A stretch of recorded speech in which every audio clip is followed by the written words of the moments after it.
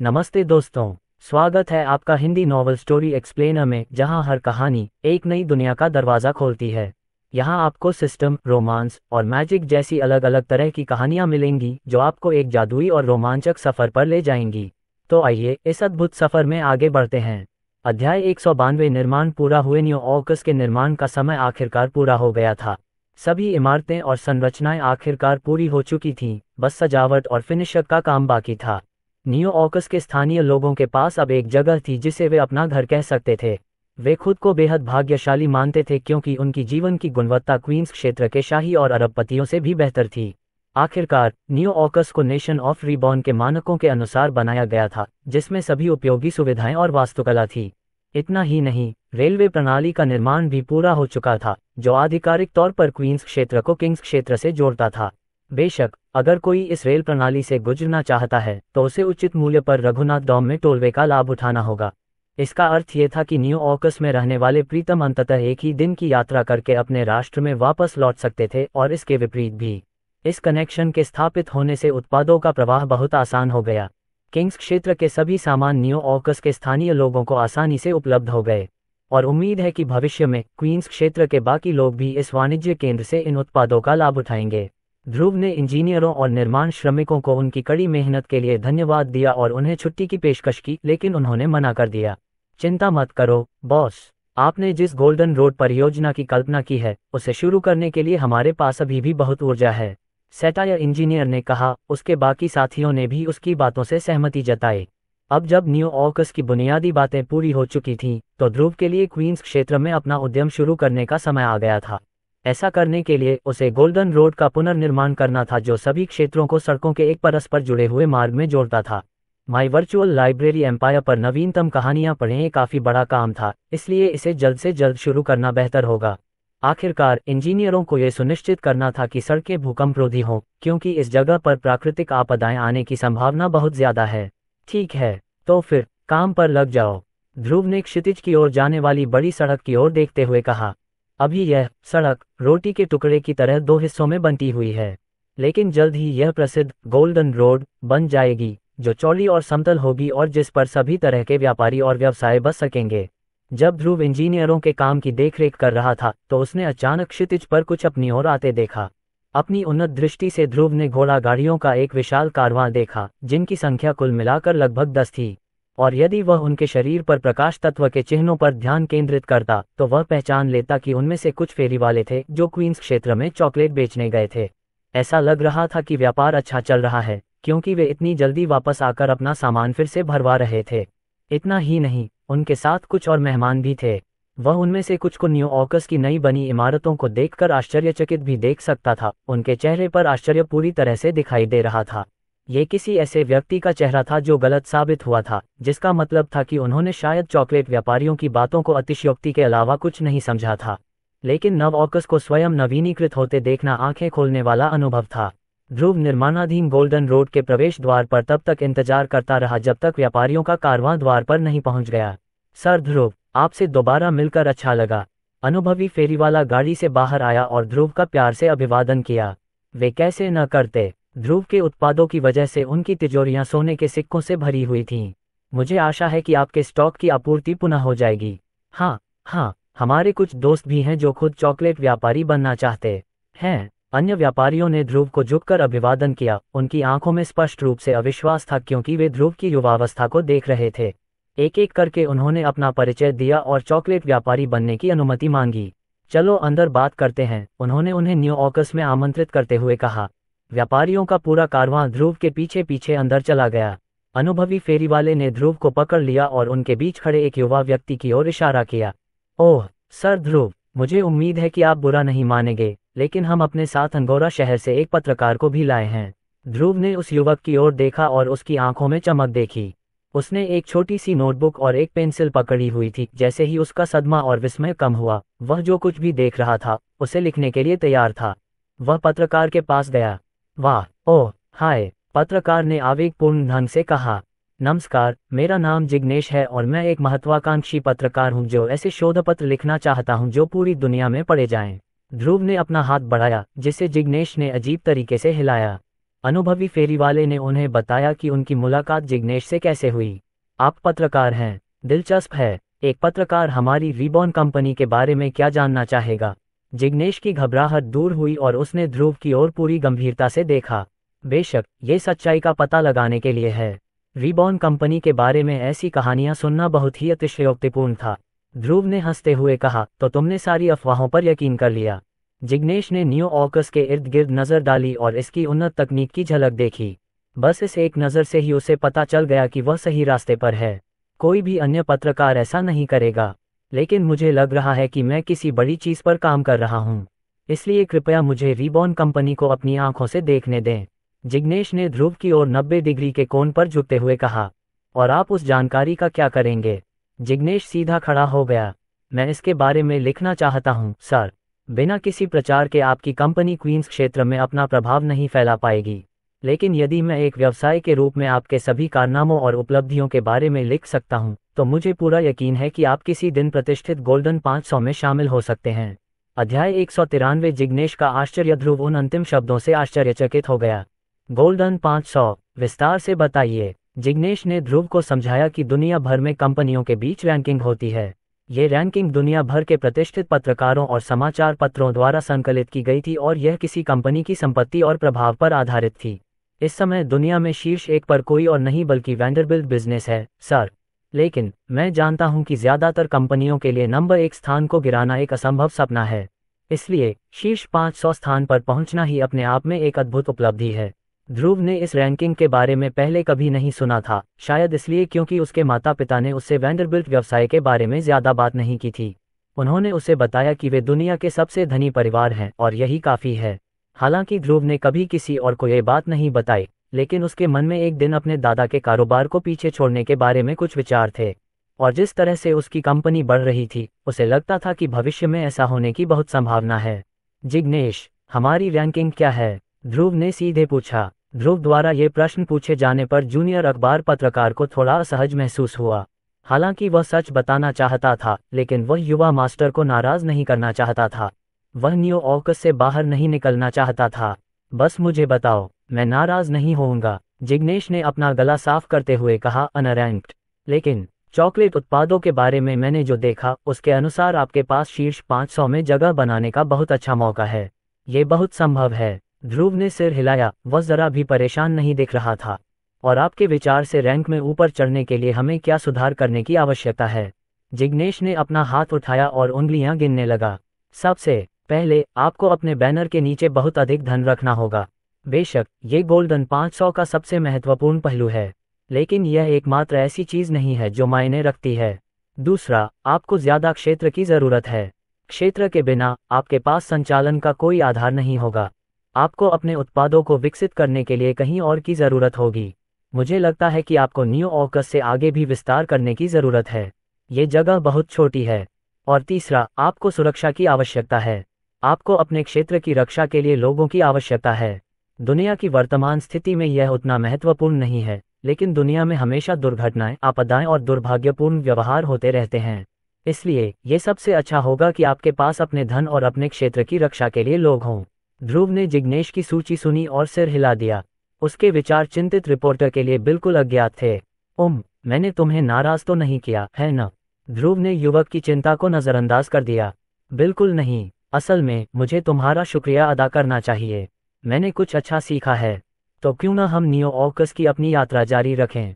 जिग्नेश ने अपने माथे पर आया ठंडा पसीना पोंछा।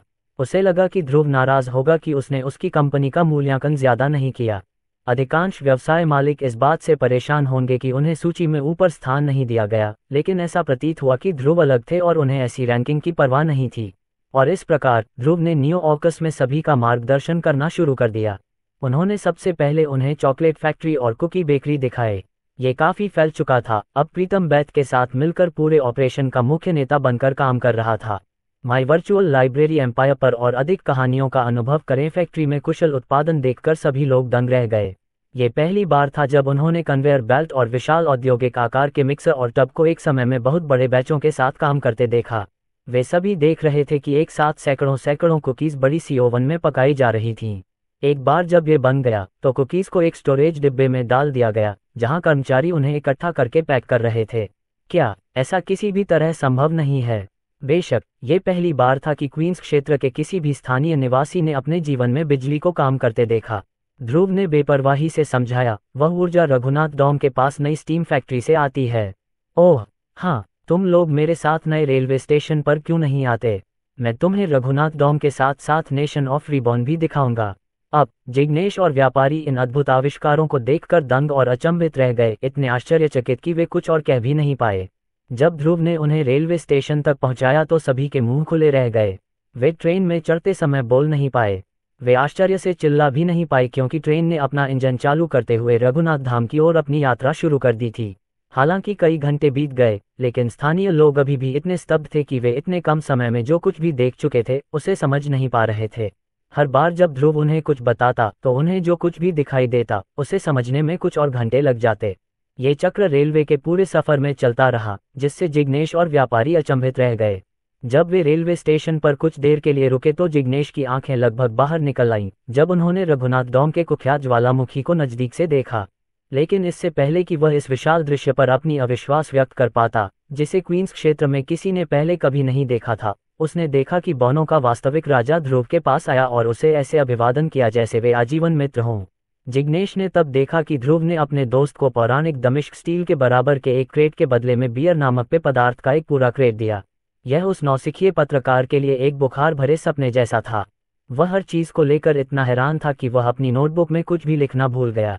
इस तथ्य को भूल जाए कि रिबॉर्न कंपनी रघुनाथ डॉम के साथ संबद्ध थी, इस तथ्य को भूल जाए कि उनके पास दमिश्क स्टील की असीमित आपूर्ति थी। जिग्नेश के लिए सबसे आश्चर्यजनक बात यह थी कि पूरा किंग्स क्षेत्र रिबॉर्न कंपनी के प्रभाव में था।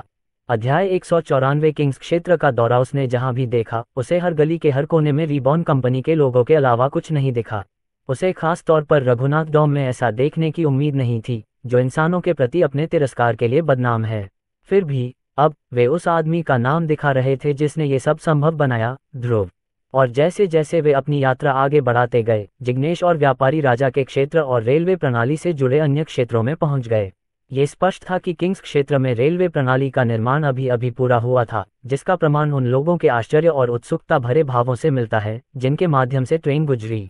जब भी जिग्नेश अपनी खिड़की से बाहर झांकते तो वे खुशी से झूम उठते और आश्चर्यचकित हो जाते। उसने लोगों को रिबॉर्न कंपनी का झंडा हवा में लहराते हुए भी देखा, जैसे कि वे किसी राजा के आगमन का स्वागत कर रहे हों। ये वाकई बेतुका था। आमतौर पर जिग्नेश ने इस प्रकार का व्यवहार केवल वास्तविक राजा वाले राजसी प्रदेशों में ही देखा था, लेकिन तब भी एक व्यक्ति के प्रति उनका उत्साह बहुत ही जबरदस्ती भरा था, मानो उनकी प्रशंसा एक आवश्यकता से अधिक कुछ नहीं थी। लेकिन किंग्स क्षेत्र में जिन जिन क्षेत्रों से वे गुजरे, वहां के सामान्य माहौल को देखकर उन्हें लगा कि सभी लोग रिबॉर्न कंपनी से वास्तव में खुश थे। उनके लिए यह आश्चर्य की बात थी कि एक साधारण कंपनी इतनी सकारात्मक प्रतिक्रियाओं के साथ पूरे क्षेत्र में अपना प्रभाव फैलाने में सक्षम होगी। लोगों ने रिबॉर्न के उत्पादों का स्वागत किया और उन्हें अपने दैनिक जीवन में इस्तेमाल करना शुरू कर दिया। चाहे वह शर्ट हो, स्टोव हो, खिलौने हो या फिर खाना पीना हो, हर चीज पर रिबॉर्न कंपनी का नाम लिखा हुआ था। आप इतने सारे उत्पाद कैसे बनाते हैं? मुझे लगा कि आप लोग केवल चॉकलेट और कुकीज बेचते हैं। ध्रुव ने कंधे उचका दिए। बेशक, ये सब मेरे नागरिकों की बदौलत है। हमारे देश में बहुत सारी फैक्ट्रियां और उत्पादन सुविधाएं हैं। मैं बाद में आपको उनका दौरा कराऊंगा। किंग्स क्षेत्र में बहुत सारा पैसा और प्रभाव प्राप्त करने के बाद ध्रुव ने अपनी कंपनी में उत्पादों के चयन का विस्तार करने का फैसला किया। इससे कोई फर्क नहीं पड़ता कि उसने उनका आविष्कार नहीं किया, वह किसी और की तुलना में बहुत तेजी से एक पूरी तरह से नया डिजाइन या उन्हें बनाने का एक अभिनव तरीका बनाएगा। अगर ध्रुव को किंग्स क्षेत्र पर एक अधिकार की भावना रखनी थी तो उसे वहां के नागरिकों की सभी जरूरतों और इच्छाओं को पूरा करना होगा। भोजन, सामग्री, गहने, कपड़े और बाकी सब। ध्रुव चाहता था कि रिबॉर्न कंपनी इसका उत्पादन करे। शुक्र है कि रिबॉर्न के राष्ट्र ने इस सारे कार्यभार को समायोजित करने के लिए बहुत विस्तार किया था। इससे ये भी मदद मिली कि उनके पास उत्पादकता बढ़ाने में मदद करने के लिए अद्वितीय शक्तियां थीं, जैसे कि मित्रल आर्टिफैक्ट्स और साथ ही संगीतकार बफ्स। जब ध्रुव ने जिग्नेश और चॉकलेट व्यापारियों को ये बात बताई तो वे एक बार फिर अचंभित होकर चुप हो गए। यहाँ तक कि वैंडरबिल्ट व्यवसाय का भी क्वींस क्षेत्र में इस प्रकार का प्रभाव और पहुंच नहीं थी। ऐसा लगा जैसे किंग्स का पूरा इलाका ध्रुव के हाथों में था। रेलवे से जुड़े हर इलाके का दौरा करने से उन्हें यही एहसास हुआ। लगातार कुछ दिनों के आश्चर्य के बाद ध्रुव ने अंततः उन्हें एक आखिरी झटका दिया, पुनर्जन्म का राष्ट्र। हालांकि ध्रुव अपनी यात्रा के दौरान नेशन ऑफ रिबॉर्न के बारे में अक्सर बात करता रहता था, लेकिन जिग्नेश को इसमें कुछ खास नहीं लगा और उसने सोचा कि यह उनकी कंपनी का एक छोटा सा मुख्यालय मात्र है। आखिरकार गोल्डन 500 में शामिल अधिकांश कंपनियों का अपना देश था, जो एक ऐसी जगह थी जहां उनके सभी कर्मचारी एक जगह एकत्र होते थे। लेकिन एक बार जब वे तथाकथित स्वर्ग की भूमि पर पहुंचे तो वे अपने देश की विशालता पर आश्चर्यचकित हुए बिना नहीं रह सके। यहाँ के सबसे सामान्य घर भी क्वींस क्षेत्र के राजघरानों के महलों और महलों से भी बेहतर दिखते थे। इतना ही नहीं, यहाँ की उन्नति का स्तर कुछ ऐसा था जो सिर्फ काल्पनिक किताबों में ही देखने को मिलता है। ऑटोमोबाइल का प्रचलन बहुत अधिक था, सड़कें अपेक्षाकृत तेज गति से एक स्थान से दूसरे स्थान तक जाने वाली कारों से भरी रहती थीं। और यद्यपि ध्रुव ने उन्हें बिजली के बारे में समझाया, फिर भी वे यह नहीं समझ पाए कि यह कैसे देश के प्रत्येक घर में एक छोटे सूर्य को ऊर्जा प्रदान करने में सक्षम है, या कैसे एक धातु का डिब्बा अचानक से सर्दियों की ठंडी हवा उत्पन्न करने में सक्षम है। देश के वाणिज्यिक क्षेत्र का दौरा करने के बाद ध्रुव उन्हें रेगिस्तान में स्थित अपने उत्पादन केंद्र तक ले गया। जिग्नेश और व्यापारियों ने रेगिस्तान में बड़ी बड़ी आयताकार इमारतें देखीं जो क्षितिज तक फैली हुई थीं। ध्रुव ने बताया, ये हमारी फैक्ट्री है जहां हमारे सभी उत्पाद बनते हैं। इसमें खाद्य प्रसंस्करण, धातुकर्म या वस्त्र तक शामिल हैं। हम यहाँ क्या देख रहे हैं? जिग्नेश ने पूछा। वह अभी भी इस जगह पर होने वाले कार्यों की विशालता को समझ नहीं पा रहा था। देवियों और सज्जनों, आप औद्योगिक क्रांति देख रहे हैं। ध्रुव ने उत्पादन को यथासंभव कुशल बनाने के लिए अपने पिछले जीवन से आधुनिक युग की तकनीकों और योजनाओं का उपयोग किया। बेशक इसमें कोई मदद नहीं की जा सकती थी कि आसमान में कुछ धुआं निकल जाए। वैन से भारी मात्रा में सफ़ेद धुआं निकल रहा था और आसमान में बड़े बादल की ओर बढ़ रहा था। लेकिन हवा को प्रदूषित करने के बजाय एक अजीब क्यूमुलोनिम्बस बादल इस सारे धुएं को सोख रहा था और हर बार खुद को थोड़ा बड़ा कर रहा था। ध्रुव ने टिप्पणी की, मैं पहले से ही बादल से ज्यादा मान महसूस कर रहा हूँ। वह अविश्वसनीय रूप से आभारी था कि उसने इस उत्परिवर्तित बादल की खोज की जो धुआं खाता है और मौलिक मान जारी करता है। यदि ये चीजें न होती तो वह इतनी सारी फैक्ट्रियों का निर्माण करने में इतना निर्लज नहीं होता। तो आप लोग मेरे पूरे देश के बारे में क्या सोचते हैं? उन्होंने जिग्नेश से पूछा। नौसिखिया पत्रकार ने अविश्वास में अपना सिर हिलाया। सबसे वाकपटु पत्रकार भी रिबॉर्न कंपनी के बारे में सब कुछ नहीं बता पाएगा। अगर मैंने कोशिश की तो मुझे यकीन है कि यह वास्तविकता का केवल एक हल्का चित्रण होगा। माई वर्चुअल लाइब्रेरी एम्पायर पर और अध्याय खोजें और फिर भी मुझे यकीन नहीं है कि कोई भी मेरी लिखी किसी भी बात पर विश्वास करेगा। अध्याय 195 पुनर्जन्म की अनौपचारिक रैंकिंग। क्वींस क्षेत्र में कोई भी व्यक्ति कभी भी इस बात पर विश्वास नहीं करेगा कि उसने अखबार में क्या लिखने की योजना बनाई थी। जिग्नेश को यकीन था कि यह छपेगा भी नहीं। उसके बॉस उस पर मनगढ़ंत बातें लिखने का आरोप लगाते थे। किंग्स क्षेत्र में सब कुछ इस तरह बेतुका था। हफ्ते भर के दौरे के बाद वे रेलवे के जरिए क्वींस क्षेत्र में वापस आ गए। उन्हें 2 दिन से भी कम समय में ट्रेन स्टेशन पर पहुंचना पड़ा, जहां ड्रैगनबॉर्न और न्यू ओकस के स्थानीय लोगों ने उनका स्वागत किया। जिग्नेश ने ध्रुव को उनकी कंपनी के अंदरूनी कामकाज की गहरी जानकारी देने के लिए धन्यवाद दिया। रात काफी हो चुकी थी, आधी रात से काम चल रहा था। फिर भी जिग्नेश सो नहीं पा रहा था।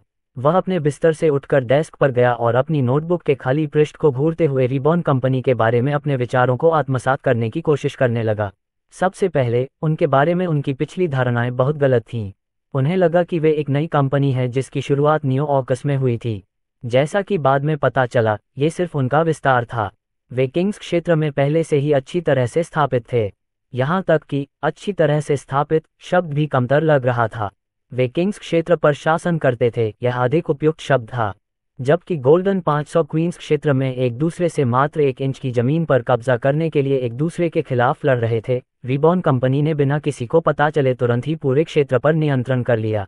यदि उनका अनुमान लगाया जाए तो रिबॉर्न कंपनी ने रॉयल महाद्वीप के लगभग 40% क्षेत्रों पर नियंत्रण कर लिया है, वही भूमि जिस पर वे सभी अभी मौजूद हैं।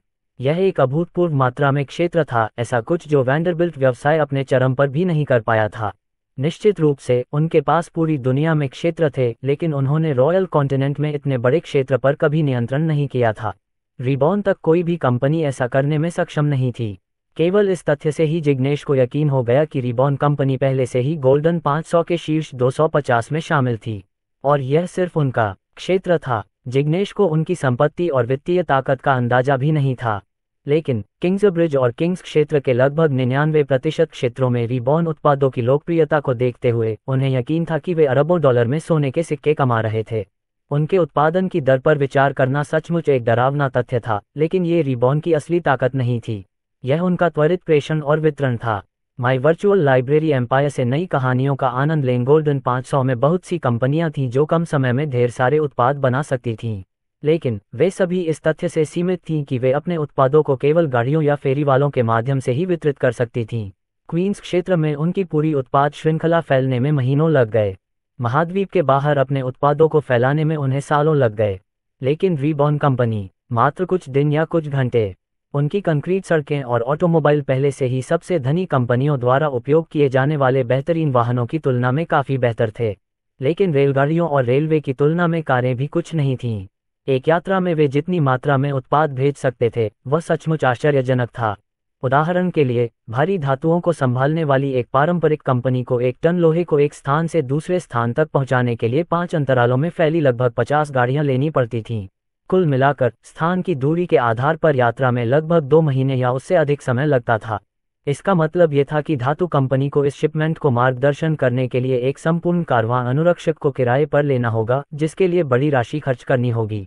और यदि कुछ गलत हो जाए, जैसा कि समुद्र के रास्ते माल भेजने के मामले में अक्सर होता है, तो वे अपना बहुत सारा पैसा खो देंगे और उन्हें कुछ भी वापस नहीं मिलेगा। इसकी तुलना में रीबॉर्न कंपनी इसे एक दिन से भी कम समय में लागत के एक अंश पर कर सकती थी। इसका मतलब था कि वे खर्चों से बहुत कम नुकसान उठाते हुए ज्यादा उत्पाद बेच सकते थे। जिग्नेश ने अपने सभी विचारों को एक नोटबुक में लिख लिया, रीबॉर्न कंपनी की सभी खूबियों का विश्लेषण किया और केवल एक निष्कर्ष पर पहुंचे। रीबॉर्न कंपनी पहले से ही गोल्डन 500 के शीर्ष 100 में थी। वह अपने आकलन में भी रूढ़िवादी था।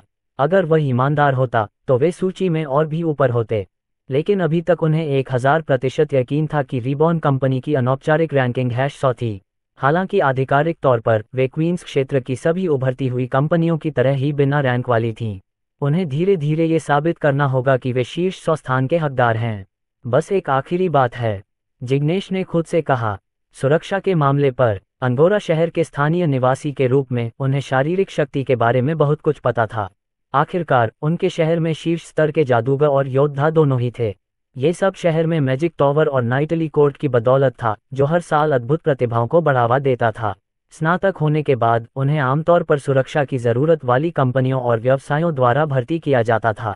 एक लड़ाकू जितना अधिक प्रतिभाशाली होता था, उसे वेतन और लाभ के मामले में उतना ही बेहतर प्रस्ताव मिलता था। इसलिए केवल सबसे अमीर कंपनियां ही सर्वश्रेष्ठ शूरवीरों को खरीद सकती थीं। कुछ सुस्थापित कंपनियां अपनी सुरक्षा स्वयं विकसित करती हैं, लेकिन सामान्य कंपनियों के लिए गिल्ड ऑफ आर्काना से शूरवीरों और जादूगरों की भर्ती करना ही अधिकांश कंपनियों की सुरक्षा का तरीका था। जहां तक रीबॉर्न कंपनी की बात है, जिग्नेश ने उनकी अपनी सुरक्षा प्रणाली विकसित करने की झलक देखी, और वह ड्रैगन बॉन्स था। जिग्नेश ने पहले कभी उनकी प्रजाति को नहीं देखा था और उन्हें उनकी प्राकृतिक प्रतिभा पर भरोसा नहीं था, लेकिन ऐसा लग रहा था कि वे ध्रुव के निजी सुरक्षा दल थे। इसलिए उन्होंने ये पता लगाने का निर्णय लिया कि ये ड्रैगनबोन वास्तव में कितने शक्तिशाली थे। शुक्र है, ऐसा लग रहा था कि न्यू ऑकस में प्रतिदिन प्रीतम और ड्रैगनबोन के बीच मुकाबला चल रहा था। अध्याय 196 प्रशिक्षण दिवस। ध्रुव सुबह जल्दी उठे और सीधे न्यू ऑकस के बाहरी इलाके में स्थित स्पैरिंग एरिया में पहुंचे।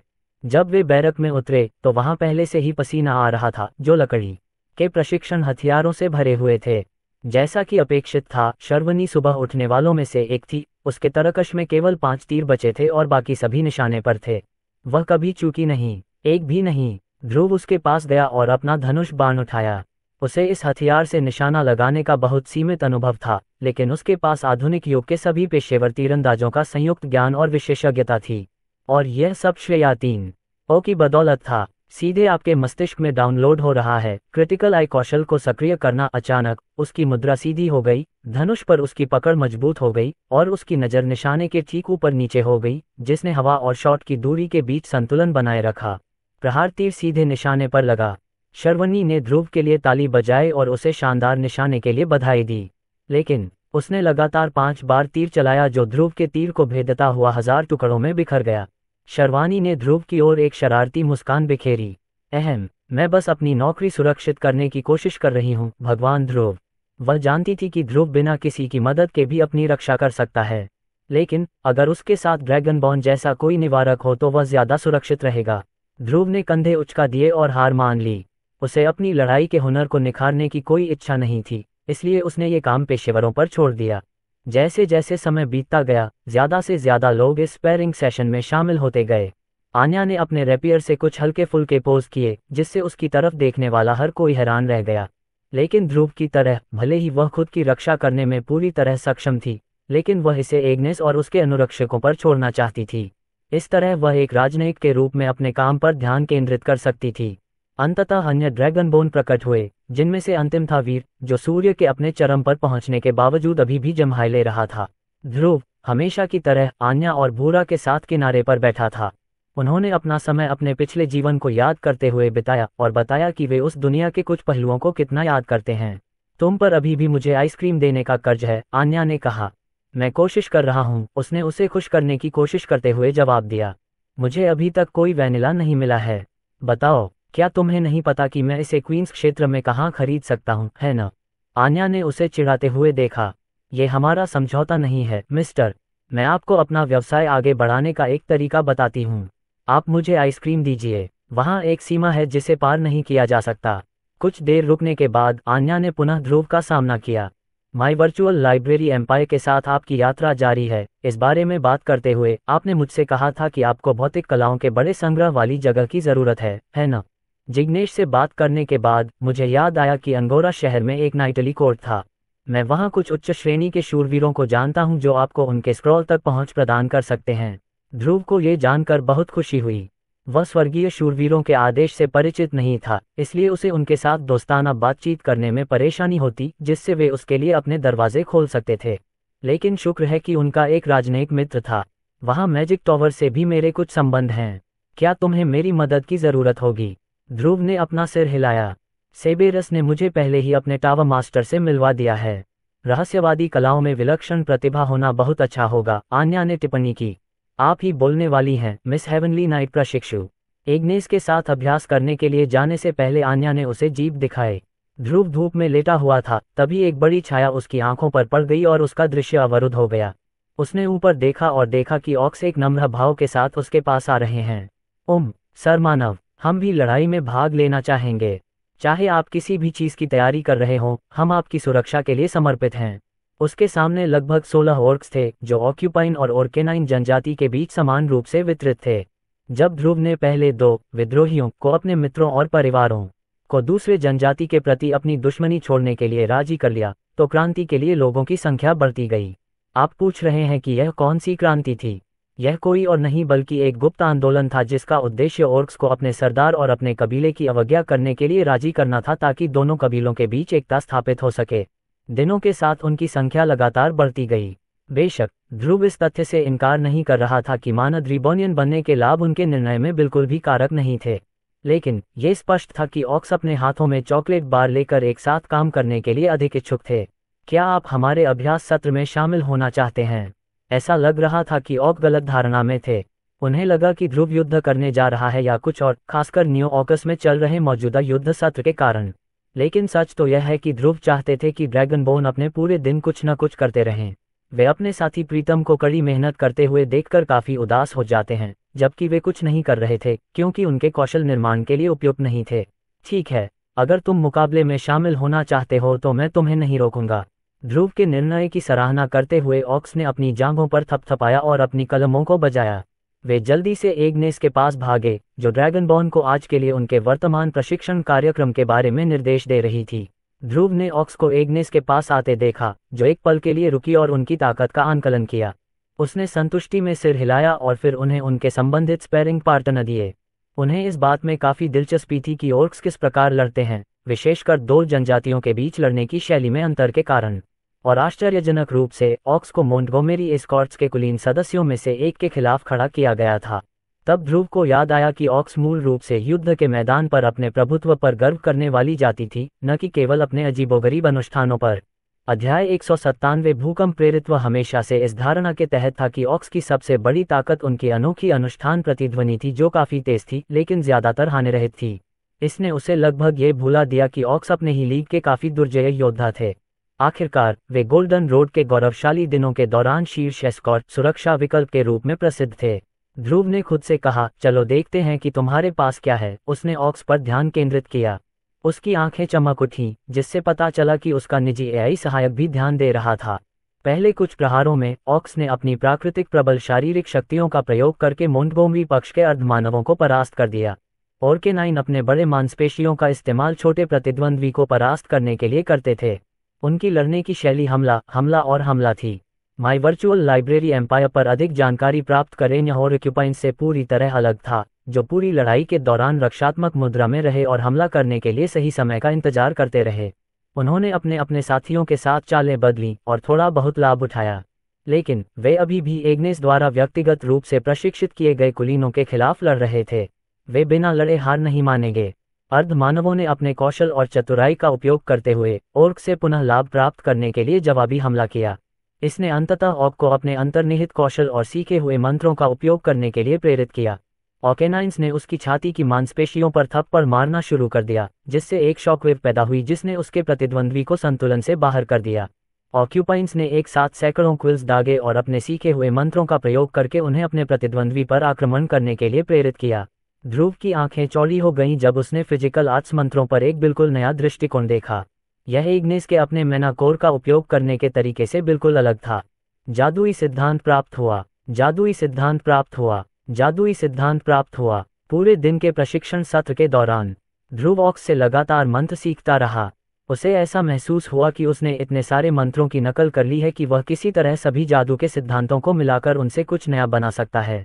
हे श्रेया 3, ओह, क्या आप एक नया भौतिक कला मंत्र बना सकते हैं जो ड्रैगनबोन के लिए उपयुक्त है? मैं निश्चित रूप से ऐसा कर सकता हूँ। अब मैं प्रत्येक ड्रैगनबोन के लिए ऑक्स की लड़ाई शैली के आधार पर उनके नए मंत्र तैयार करूंगा। वीर तलवार की घातक ध्वनि। यह मंत्र हर बार जब तलवार हवा में घुमाई जाती है तो एक खतरनाक ध्वनि बूम पैदा करता है। ध्वनि बूम से होने वाला नुकसान उपयोगकर्ता की गति पर निर्भर करता है। Sharvani quill release shot. यह मंत्र उपयोगकर्ता को लक्ष्य पर छोड़े गए तीर पर नियंत्रण वापस पाने की अनुमति देता है। प्रताप अनुष्ठान पंप अप। यह मंत्र उपयोगकर्ता को एक अनुष्ठान जुलूस करके लड़ाई से पहले गति और शक्ति प्राप्त करने की अनुमति देता है। अर्जुन मांसपेशी पंच। लक्ष्य की महत्वपूर्ण मांसपेशियों पर प्रहार करने से उनकी सुरक्षा अस्थायी रूप से अक्षम हो सकती है। यद्यपि ये मंत्र इतने विविध नहीं थे, फिर भी वे ड्रैगनबॉन की शक्ति को महत्वपूर्ण सीमा तक बढ़ाने के लिए पर्याप्त थे। अगले दिन उसने जल्दी से ड्रैगनबॉन को इकट्ठा किया और उन्हें श्रेया 3 ओ द्वारा बनाए गए नए मंत्र सिखाए। वे इसे लेकर काफी उत्साहित थे, इसे उनके लिए जन्मदिन का तोहफा मान रहे थे। वे प्रशिक्षण स्थल पर पहुंचे और अपने नए मंत्रों का अभ्यास करना शुरू कर दिया। दुर्भाग्य से ऐसा लग रहा था कि वे इस बारे में बहुत ज्यादा उत्साहित थे, क्योंकि उन्होंने गलती से मैदान में एक छोटा सा भूकंप पैदा कर दिया। ऑक्स के जोरदार धमाकेदार कौशल और ड्रैगनबॉन की अंतर्निहित शारीरिक शक्ति ने जमीन में एक प्रतिध्वनि पैदा कर दी, जिससे वह थोड़ी देर के लिए आगे पीछे हिलने लगी। ... सुबह सुबह अचानक आए भूकंप से जिग्नेश की नींद खुल गई, जिससे उसका बिस्तर हिल गया। उसे अपनी जान का डर था। उसे लगा कि छत अचानक गिर जाएगी और वह मलबे में फंस जाएगा। उसने पहले भी इस तरह की घटनाओं के बारे में खबरें पढ़ी थीं, खासकर ऑकस टाउन में, जहां ज्यादातर घटनाएं आपदा में समाप्त होती थीं। वह नहीं चाहते थे कि उनका नाम अखबार में छपे, लेकिन जैसे जैसे भूकंप जारी रहा, उसे ये देखकर आश्चर्य हुआ कि इमारत में कोई हलचल नहीं थी। 1 मिनट बाद भूकंप थम गया और शांत सुबह सामान्य हो गई। वह धीरे धीरे अपने कमरे से बाहर निकला। उसे उम्मीद थी कि भूकंप के बाद लोग घबरा जाएंगे, लेकिन उसे ये देखकर आश्चर्य हुआ कि न्यू ऑकस में रोजमर्रा की जिंदगी ऐसे चल रही थी जैसे कुछ हुआ ही ना हो। उन्होंने कुछ स्थानीय लोगों से पूछताछ की और उनकी उदासीनता का कारण पता लगाया। वे घबराए क्यों नहीं? ये सब एक छोटे निंजा स्लाइम की बदौलत था, जिसने हर नागरिक की परछाई पर क्लोन पोस्ट कर रखे थे। इसलिए चाहे वे कहीं भी हों, ध्रुव आसानी से अपने नागरिकों को वास्तविक समय में होने वाली किसी भी खबर के बारे में सूचित कर सकता था। लेकिन फिर भी यह स्पष्ट नहीं हुआ कि उनमें से कोई भी अपनी सुरक्षा के लिए चिंतित क्यों नहीं था। उसने सोचा होगा कि स्थानीय लोग जिन्होंने पिछले भूकंपों से ऐसी त्रासदी और दिल टूटने का अनुभव किया था, वे एक बार फिर भूकंप आने पर थोड़ी अधिक भावनात्मक रूप से प्रतिक्रिया करेंगे। ऐसा लग रहा था जैसे अब वे भूकंप को खतरनाक नहीं मानते। इससे नौसिखिया पत्रकार उलझन में पड़ गया।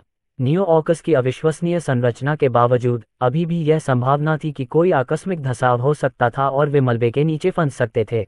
फिर भी स्थानीय लोग इस संभावना से बिल्कुल भी चिंतित नहीं थे। जिग्नेश ने उस जगह को देखा और उसे अपने नागरिकों की रक्षा के लिए जादुई घेरे का कोई संकेत नहीं मिला। इसलिए उनके लिए ऐसा व्यवहार करने का कोई कारण नहीं होना चाहिए था, जैसे कि वे 1 टन पत्थर और मलबे के नीचे दबे होने के बावजूद अजेय हैं। सही, जिग्नेश खुद ध्रुव से इस बारे में पूछना चाहता था, लेकिन उसे इस विषय की संवेदनशीलता के बारे में चिंता थी। आखिरकार यह उनकी सुरक्षा का मामला भी हो सकता है। एक प्रतिभाशाली रिपोर्टर के रूप में वह जानते थे कि कैसे अपने वास्तविक प्रश्नों को कुछ सामान्य प्रश्नों के साथ जोड़कर विषय के बारे में ध्रुव की वर्तमान मनोदशा को समझा जाए। ओह, क्या आप पूछ रहे हैं कि हम में से कोई भी भूकंप के बारे में चिंतित क्यों नहीं है? हाँ, जिग्नेश ने उत्साह से कहा। लेकिन अगर तुम मुझे नहीं बताना चाहती हो तो मुझे कोई आपत्ति नहीं है। खैर, जवाब सरल है, वे इससे अछूते हैं। अध्याय 198 गूंजती हुई नहीं पूर्ण एकता रक्षा। भले ही वह प्रत्येक रिबोनियन द्वारा प्राप्त की गई कमतर रक्षा थी, कम से कम 1 टन मलबे के उनके ऊपर गिरने से बचने के लिए पर्याप्त रक्षा थी। चूंकि इस तरह के बल का वजन केवल 1 स्टार मंत्र बोल्ड थ्रो के बराबर था, जब तक प्रीतम 2 स्टार या उससे अधिक थे तब तक उन्हें इस तरह की आपदा के बारे में चिंता करने की जरूरत नहीं थी। मूल रूप से जो कोई भी 1 महीने से अधिक समय तक रिबोनियन रहा था वह किसी भी प्राकृतिक आपदा से सुरक्षित था, चाहे वह डूबना हो, आग की लपटों में घिर जाना हो या ऊंची ऊंचाई से गिरना हो। ध्रुव को लगा कि यह उनके नागरिकों के लिए एक बहुत अच्छा प्राकृतिक बचाव है, इससे पहले कि वह एक बेहतर बचाव पा सके। उसने ये भी सोचा कि यह पर्याप्त है, लेकिन क्वींस क्षेत्र के हर स्थानीय व्यक्ति की निगाहों से यह अंदाजा लगाया जा सकता है कि उसकी सोच में कुछ गड़बड़ थी। क्या ये बुरा है? उसने उनसे पूछा। बुरा? जिग्नेश चिल्लाया, यह पागलपन है। आपके नागरिकों के पास इस तरह का रक्षा कौशल अपने आप ही होता है, और मुझे अभी कैसे पता चला कि आप सभी की प्रतिभा को जगा सकते हैं, मानव और अर्धमानव दोनों की। ध्रुव को लगा कि यह बहुत स्पष्ट है, लेकिन जिग्नेश शायद अभी भी किंग्स क्षेत्र में देखी गई हर चीज को समझने की कोशिश कर रहा था, जिसे वह समझने में विफल रहा कि हर रिबोनियन जादू को कुशलता से कैसे इस्तेमाल कर सकता है।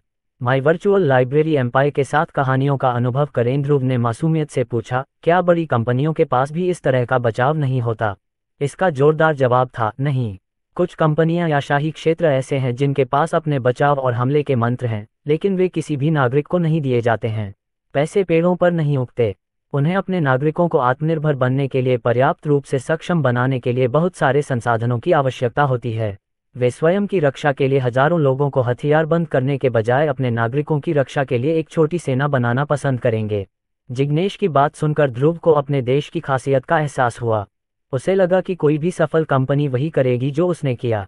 ध्रुव ने आन्या की ओर मुड़कर पूछा, क्या ये सच है? हाँ, इसीलिए मैंने कहा कि तुम धोखेबाज हो। तुम्हारी शक्तियां तुम्हें पहले ही तुम्हारे प्रतिद्वंद्वियों से मीलों आगे रखती हैं। पीछे मुड़कर देखें तो ध्रुव को पता चल जाना चाहिए था। ये वह शक्ति थी जो एक सर्वोच्च कौशल ने अपने भाग्यशाली धारकों को दी थी। मुझे लगता है कि मैं काफी अच्छा हूँ, ध्रुव ने बड़बड़ाते हुए कहा, जैसे उसे पहली बार इसका एहसास हुआ हो। मुझे बीच में बोलने के लिए खेद है, लेकिन ये तथ्य कि आप अनुकूलित शारीरिक कला कौशल बना सकते हैं आपका पहला संकेत होना चाहिए था, एग्नेस ने बीच में कहा। उसने ध्रुव द्वारा सिखाए गए ड्रैगन बॉर्न के नए मंत्रों को पहचान लिया। हालांकि अलग अलग शक्ति का आधार उन लोगों के समान था जो ऑक्स ने एक दिन पहले ही प्रदर्शित किए थे। तुमने वे मंत्र एक ही दिन में बनाए होंगे, क्या मैं सही कह रहा हूँ? हमने कल तक उनके मंत्र कभी नहीं देखे थे। हाँ, लेकिन क्या उच्च स्तरीय भौतिक कला मास्टर भी ऐसा करने में सक्षम नहीं हो सकता?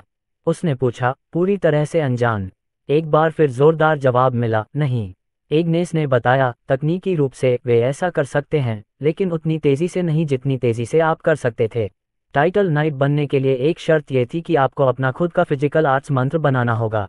आमतौर पर उन्हें अपनी नई तकनीक को अनुभवी नाइट्स द्वारा परखे जाने से पहले 1 या उससे ज्यादा साल तक थकाऊ शोध और कठिन अभ्यास करना पड़ता था। यह मूल रूप से उनका थीसिस पेपर है, आन्या ने ध्रुव से फुसफुसाते हुए कहा। अगर कोई एक रात में 100 पेज का तकनीकी पेपर छाप दे तो तुम्हें कैसा लगेगा? ध्रुव ने उस समय स्नातक की उपाधि प्राप्त की थी जब एआई जैसी कोई चीज नहीं थी, इसलिए वह अच्छी तरह से समझ गया कि 1 महीने में थीसिस लिखना कितना मुश्किल था, एक दिन में तो और भी मुश्किल। रिबॉर्न राष्ट्र द्वारा जीते गए क्षेत्र के साथ, आपके द्वारा संचित की गई और भविष्य में संचित की जाने वाली संपत्ति के साथ, और आपके प्रत्येक नागरिक की पूर्ण प्रमाणित सुरक्षा के साथ, मैं केवल इतना कह सकता हूं कि आपकी कंपनी के पास रैंकिंग के शीर्ष 10 में प्रवेश करने का सबसे अच्छा मौका है। जिग्नेश को जमीन पर बैठना पड़ा क्योंकि उसे एहसास हुआ कि उसने जो कुछ खोजा था वह कितना बड़ा था। मुझे नहीं पता कि मैं भाग्यशाली हूं या बदकिस्मत कि मैं इस कहानी को प्रकाशित करने वाला पहला पत्रकार हूं। ये वर्तमान दुनिया की सबसे अच्छी और उभरती हुई कहानी हो सकती है, लेकिन अविश्वसनीय भी हो सकती है। जब तक वे किंग्स क्षेत्र की वर्तमान स्थिति को खुद नहीं देखते, मुझे डर है कि उनके लिए ऐसी कहानी पर विश्वास करना मुश्किल होगा। लेकिन चिंता मत करो, मैं अपने आकर्षक लेखन के माध्यम से खबर फैलाने की पूरी कोशिश करूंगा। मैं अपना पूरा करियर आपकी कंपनी का अनुसरण करते हुए बिताऊंगा, आप इस पर भरोसा कर सकते हैं। जिग्नेश ने अपनी मंशा जाहिर की, जिसे सुनकर ध्रुव को खुशी हुई। ध्रुव ने कहा, मुझे लगता है कि आप नेशन ऑफ रिबॉर्न के प्रथम संवाददाता होंगे। मैं ये सुनिश्चित करूंगा कि गोल्डन 500 में आपकी कंपनी की रैंकिंग दुनिया भर में प्रकाशित होगी। यही मेरा लक्ष्य है। आन्या ने ध्रुव से संपर्क किया। यह आपके लिए अच्छा है। प्रकाशित रैंकिंग होने से अन्य क्षेत्रों के साथ बातचीत करने में मदद मिलेगी। इससे आपका प्रभाव और भी मजबूत होगा और मेरा काम भी आसान हो जाएगा। ध्रुव ने कोई नुकसान न देखते हुए उस नौसिखिए पत्रकार से हाथ मिलाया। फिर हम साथ मिलकर काम करेंगे। आप अपनी रिसर्च के दौरान नेशन ऑफ रिबॉर्न तक पूरी पहुंच बना सकते हैं। ये बहुत बढ़िया है। मैं अभी इस पर काम करूंगा। जिग्नेश अपने गेस्ट हाउस चले गए और एक अच्छा प्रकाशन तैयार करना शुरू कर दिया, जो रिबॉर्न कंपनी को क्वींस क्षेत्र में परिचित कराएगा। इस बीच मुकाबला सामान्य रूप से जारी रहा। विद्रोही ओर्क्स को आने में थोड़ी देर हो गई थी क्योंकि उन्हें अपने कबीले से बाहर निकलना था, लेकिन फिर भी उनके पास सूर्यास्त से पहले थोड़ा बेसबॉल खेलने और मुकाबला करने के लिए पर्याप्त समय था। वे ड्रैगनबॉर्न के साथ मुकाबला करने जा रहे थे, लेकिन भूरा की कुछ और ही योजना थी। गुरु, क्या मैं ऑक्स को अपना सहायक बना सकता हूँ? भूरा ने ध्रुव के सिर के ऊपर से कूदते हुए कहा। तुम इनका क्या करोगे? उसने संदेह से पूछा। ठीक है गुरुजी, मैंने उनकी प्रतिभा को उनकी परछाई में महसूस किया। अध्याय 199 शक्ति का महत्व। भूरा को ध्रुव की स्वर्ण नाग की कला विरासत में मिली थी, इसलिए वह केवल अंतर्ज्ञान के आधार पर ही जान लेता था कि कौन से लोग प्रतिभाशाली हैं। क्या तुम इस बारे में निश्चित हो? ध्रुव ने निंजा स्लाइम से पूछा। हाँ गुरुजी, देवी द्वारा भेजे गए सांपों को लुभाने वाले का नाटक करने के बाद मुझे पता चला कि उनमें छाया के प्रति स्वाभाविक आकर्षण था। यह उनमें से केवल एक या दो नहीं, बल्कि सभी में था। तो मुझे ये बात स्पष्ट कर लेने दीजिए, आप चाहते हैं कि ओर्क्स भी आपकी तरह निंजा बन जाएं? ध्रुव ने सब कुछ समझने की कोशिश करते हुए पूछा। आपने बिल्कुल सही कहा गुरुजी। वे पहले से ही मुझे पसंद करते हैं, इसलिए वे वैसा ही करेंगे जैसा मैं कहूँगा। ध्रुव ने गंभीर चेहरे से भूरा की ओर देखा। तुम चाहते हो कि ओर्क्स, बड़े और डरावने अर्धमानव, तुम्हारे छोटे छोटे छुपे हुए निंजा बन जाएं। वह ऐसी स्थिति की कल्पना नहीं कर सकता था जिसमें ऑक्स रात के सबसे अंधेरे में चुपके से किसी कमरे में घुसने की कोशिश करें और किसी को पता न चले। उनका भारी वजन ही धातु के फर्श को भी तेज आवाज के साथ चरमराने पर मजबूर कर देगा। सब ठीक है गुरुजी, वे मेरी तरह अच्छे निंजा बन सकते हैं, मुझे इस बात का पूरा यकीन है। भूरा ने कहा। उसकी आवाज में एक असाधारण आत्मविश्वास झलक रहा था। भूरा इस मामले में कभी गलत नहीं होता था, इसलिए ध्रुव ने उसे संदेह का लाभ दिया। ठीक है, लेकिन इस मामले में ज्यादा आगे मत बढ़ो। ध्रुव ने देखा कि बैंगनी रंग का स्लाइम ऑक्स की ओर उछल कर आया है, जो स्लाइम की मौजूदगी को देखकर तुरंत घुटने टेक दिए। ऐसा लग रहा था कि देवी के संदेशवाहक के रूप में उसकी घुसपैठ पूरी तरह से कारगर साबित हुई, क्योंकि वे उसके साथ तब भी श्रद्धा से पेश आ रहे थे जब वह उनके पवित्र मैदान में सांप को लुभाने वाला नहीं था। उन्हें यकीन था कि भूरा के कौशल से वे अंततः दुनिया के सर्वश्रेष्ठ निंजाओं से मिलकर एक अच्छा समूह बना सकेंगे। इस पूरी घटना ने ध्रुव को सुरक्षा के महत्व के बारे में सोचने पर मजबूर कर दिया। जिग्नेश को इसकी अहमियत का अच्छा अंदाजा था, लेकिन ध्रुव ने पहले कभी इसकी परवाह नहीं की थी। किंग्स क्षेत्र में वास्तव में इसकी कोई जरूरत नहीं थी। जरूर कुछ ऐसे मामले थे जहां हालात को और ज्यादा शांतिपूर्ण बनाने के लिए बल प्रयोग की जरूरत थी, लेकिन बहुत ज्यादा नहीं। लेकिन ऐसा लग रहा था कि क्वींस क्षेत्र में शारीरिक शक्ति कहीं अधिक महत्वपूर्ण थी। वह आन्या के पास गया और उससे इसी प्रश्न के बारे में पूछा। उन्होंने कहा, ये दुनिया अभी भी मध्ययुगीन काल में फंसी हुई है, इसलिए कभी कभी संघर्षों को युद्ध या शारीरिक लड़ाई के माध्यम से हल किया जाता है। मौतों को कम करने के लिए मेरी दादी के प्रयासों के कारण यह उतना प्रचलित नहीं है, लेकिन निश्चित रूप से अभी भी ऐसे संघर्ष हैं जिन्हें कूटनीतिक विकल्पों के माध्यम से हल नहीं किया जा सकता है। तो क्या आपको लगता है कि हमें क्वींस क्षेत्र में बहुत सारे संघर्षों का सामना करना पड़ेगा? उन्होंने उससे पूछा। माई वर्चुअल लाइब्रेरी एम्पायर से अधिक सामग्री का आनंद लें। अगर आप अपनी कंपनी का विस्तार करना चाहते हैं तो आपको अपने हाथों को गंदा करना होगा। ध्रुव की भौहें ऊपर उठ गईं। उसने सोचा नहीं था कि उसे ऐसा करना पड़ेगा। उसके उत्सुक भाव को देखकर आन्या ने अपनी बात विस्तार से बताई। आप इस बारे में नहीं जानते होंगे, लेकिन क्वींस क्षेत्र की भूमि बहुत अधिक जादुई और रहस्यमयी प्रकृति की है। विभिन्न क्षेत्रों में हमेशा नई नई खोजें होती रहती हैं, जिनमें से अधिकांश को कोई भी हासिल कर सकता है। कभी कभी उन्हें सोना और कुछ अन्य महत्वपूर्ण खनिज मिल जाते हैं, जो, मेरी बात गलत न समझें, फिर भी कंपनियों के बीच इस बात को लेकर युद्ध की स्थिति पैदा कर देता है कि खोज पर कौन दावा कर पाएगा। आमतौर पर यह विभिन्न पक्षों के बीच पर्दे के पीछे के समझौते से तय हो जाता है, लेकिन कुछ खोजें ऐसी हैं जो इतनी मूल्यवान हैं कि उन्हें साझा नहीं किया जा सकता। उदाहरण के लिए, किसी पिछली सभ्यता द्वारा छोड़ा गया कोई पॉकेट आयाम शीर्ष 10 कंपनियों के बीच भी नियंत्रण के लिए होड़ लगा सकता है। यदि आप नॉर्थ सितारा जादूगर द्वारा छोड़ी गई विरासत प्राप्त करना चाहते हैं तो आपको या तो गिल्ड ऑफ अरकाना के साथ बातचीत करनी होगी या फिर उसे लूटने वाले पहले व्यक्ति बनना होगा, इससे पहले कि किसी को पता चले कि वह पहले से मौजूद है। इसलिए दुनिया की शीर्ष कंपनियों में से एक बनने के लिए शारीरिक शक्ति महत्वपूर्ण है। आपके पास देश की सभी अच्छी खोजों पर एकाधिकार करने की शक्ति होनी चाहिए, अन्यथा आप पीछे रह जाएंगे। आन्या के स्पष्टीकरण से ध्रुव की आंखें खुल गईं। क्वींस क्षेत्र उससे कहीं ज्यादा रोमांचक जगह थी, जितना उसने सोचा था उससे कहीं ज्यादा रहस्यों से भरी हुई थी। पॉकेट आयाम, विरासत, तिजोरियां, कब्रें, ये शब्द सुनना किसी साहसी व्यक्ति के लिए सपने जैसा था। भले ही ध्रुव एड्रेनालाइन जन की किस्म का व्यक्ति नहीं था, फिर भी वह ये जानने के लिए उत्सुक था कि उन जमीनों के नीचे किस तरह का खजाना दबा हुआ है। मैं हमेशा आपकी सेवा में हाजिर हूँ, आपकी किसी भी जरूरत में मदद करने के लिए, ध्रुव। और ऐसा लग रहा था कि श्रेया 3 ओ भी उत्साहित था। वह पहले से ही सुन सकता था कि यह अधिक जानकारी प्राप्त करने के लिए उत्सुक है और अंततः अपने सॉफ्टवेयर को एक बार फिर से अपग्रेड कर रहा है। शायद यही बात ध्रुव को सबसे अधिक लुभा रही थी। यदि वह वर्तमान से पहले के विश्व के इतिहास के बारे में प्राचीन ज्ञान प्राप्त कर सके तो संभवतः वह गॉडफोज के शेष टुकड़ों के बारे में अधिक सुराग प्राप्त कर सकेगा। ध्रुव ने खुद से कहा, ऐसा लगता है कि मुझे अपनी सैन्य क्षमता बढ़ानी होगी। बहुत समय लग गया, आन्या ने टिप्पणी की। मैंने जितने भी विरासत और कब्रों के बारे में सुना है वे जाल और खतरनाक मंत्रों से भरे हुए हैं। खजाने के कमरे तक सुरक्षित रूप से पहुंचने के लिए आपको एक सेना की आवश्यकता होगी। ध्रुव के पास पहले से ही ड्रैगन बोन्स उनके निजी अंगरक्षक के रूप में थे, लेकिन अगर वह अपनी सेना की ताकत बढ़ाना चाहता था तो उसे एक रेजिमेंट भरने के लिए बहुत सारे लोगों को खोजने की जरूरत थी। किंग्स क्षेत्र में शारीरिक कला में बहुत से प्रतिभाशाली खिलाड़ी थे, लेकिन उन्होंने उन्हें सुरक्षा गार्ड वगैरह बनने के लिए भेज दिया। शायद मुझे उन्हें प्रशिक्षण देना शुरू कर देना चाहिए। समस्या यह है कि मेरे पास उनका नेतृत्व करने वाला कोई नहीं है। आन्या के विपरीत, ध्रुव के पास भरोसा करने के लिए कोई एग्नेस नहीं थी। उनके देश में व्यावहारिक रूप से कोई भी ऐसा नहीं था जो शारीरिक कला में कुशल हो। उसे भविष्य में किसी को ढूंढना होगा, लेकिन अभी के लिए उसे अपने प्रीतम को प्रशिक्षित करने के लिए एग्नेस की कृपा पर निर्भर रहना होगा।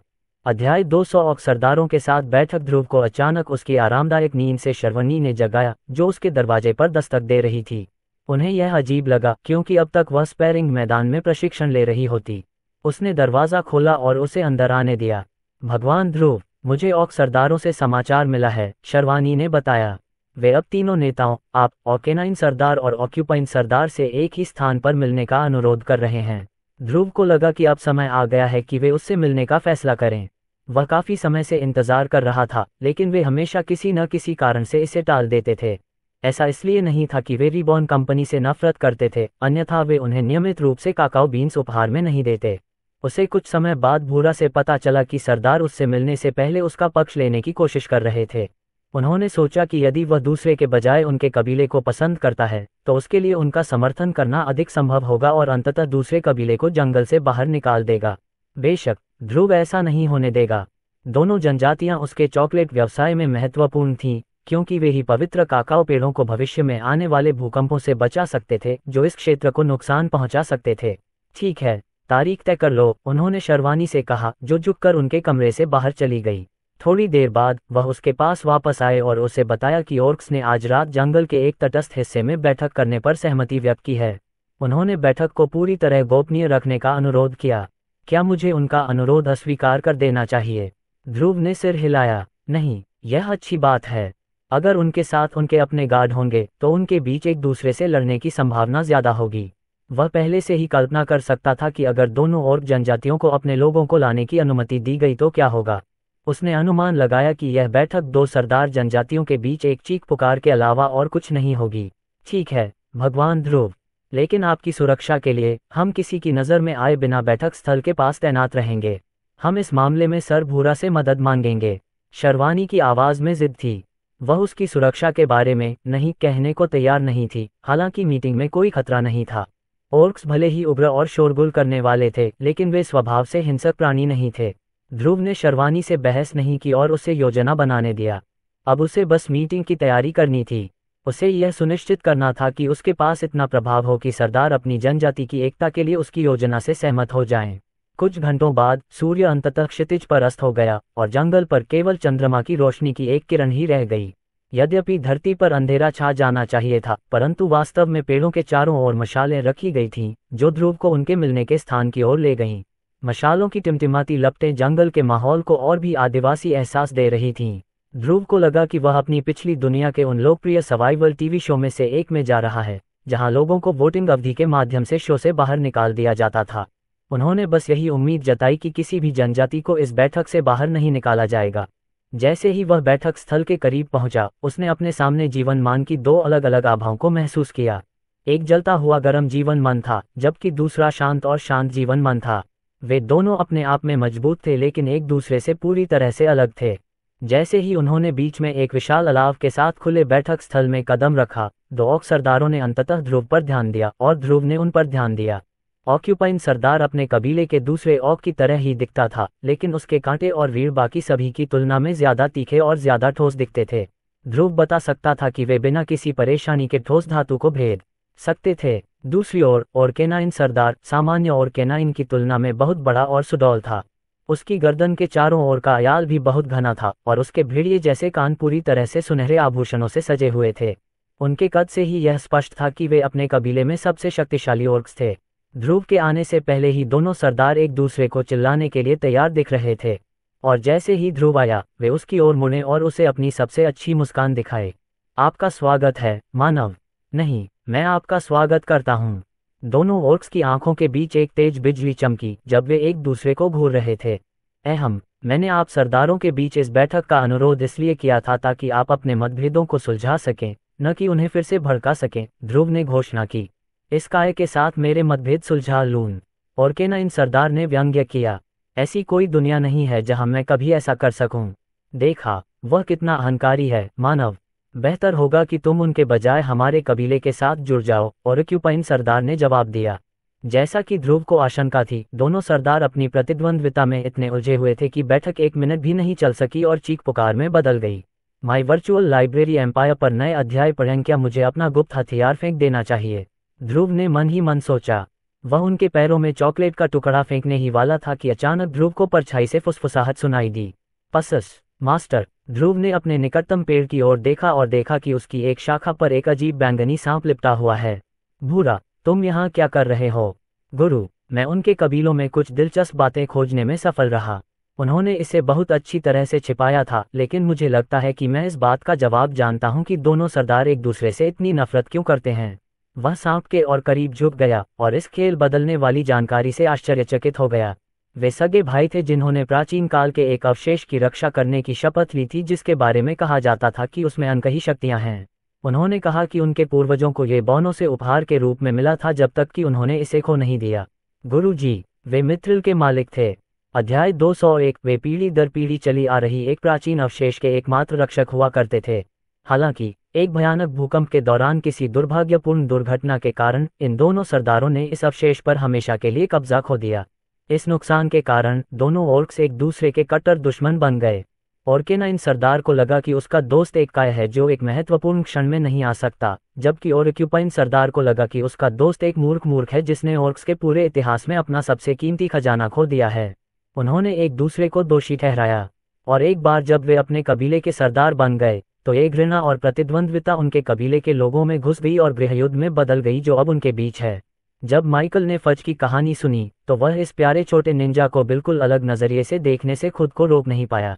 उसे हमेशा लगता था कि फज बस मजाक कर रहा है, लेकिन इस बार ऐसा लग रहा था कि वह एक बहुत ही महत्वपूर्ण खोज लेकर आया है जो इस बैठक के माहौल को पूरी तरह से बदल देगी। क्या तुम्हें पता है कि उनके पास किस तरह का अवशेष हुआ करता था? बैंगनी सांप ने अपना सिर हिलाया। वे अपनी डायरियों में अवशेष के बारे में सीधे बात करने से बचते हैं। ओह हाँ, मुझे ये सब उनके बिस्तर के नीचे की पत्रिकाओं से मिला है।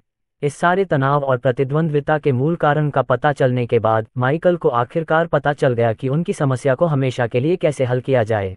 उसने दो सरदारों की ओर देखा जो अभी भी खेल के मैदान पर बच्चों की तरह चिल्ला रहे थे। तुम काय, मेह।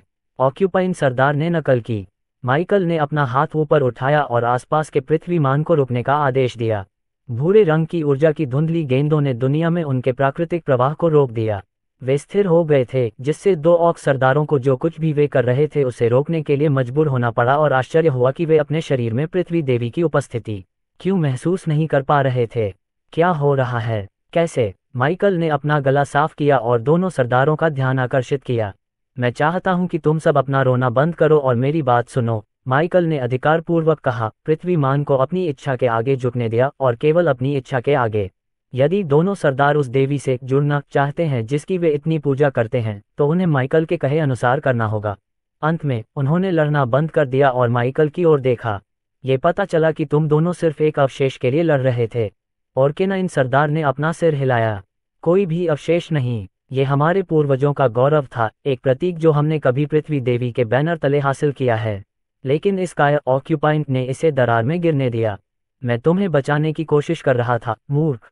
और ऑक्यूपाइंट सरदार चिल्लाया, तुम भी दरार में गिरने वाले थे, इसलिए मैंने अवशेष को पकड़ने के बजाय तुम्हारी मदद करना चुना।